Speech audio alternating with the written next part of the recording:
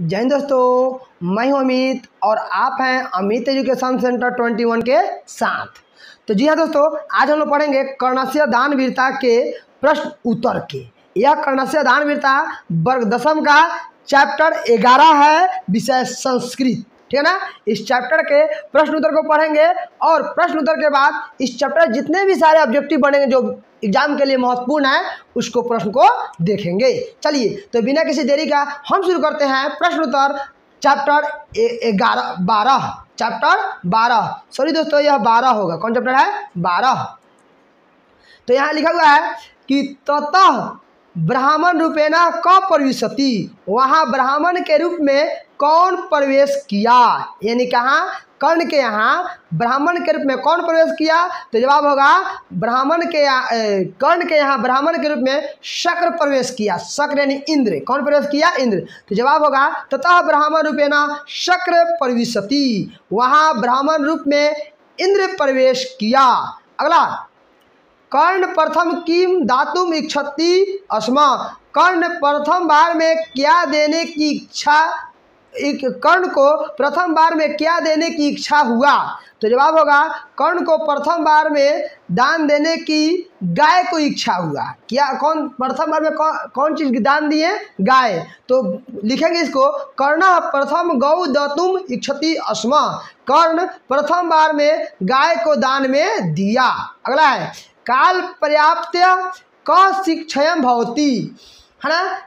कुछ समय बाद, है ना, किसका क्षय हो जाता है? कुछ समय बाद किसका क्षय हो जाता है? तो इसमें कौन बताए हैं कि कुछ समय बाद शिक्षा का क्षय हो जाता है। तो जवाब होगा काल पर्याप्त शिक्षा क्षयम भवति, कुछ समय बाद शिक्षा का क्षय हो जाता है। अगला है कर्ण कस्य देशस्य राजा आसीत, कर्ण किस देश का राजा था? कर्ण किस देश का राजा था? तो आपको पता होगा कि कर्ण अंग देश का राजा था और इसको अंग देश का राजा किसने बनाया था? तो दुर्योधन ने बनाया था। ठीक है ना।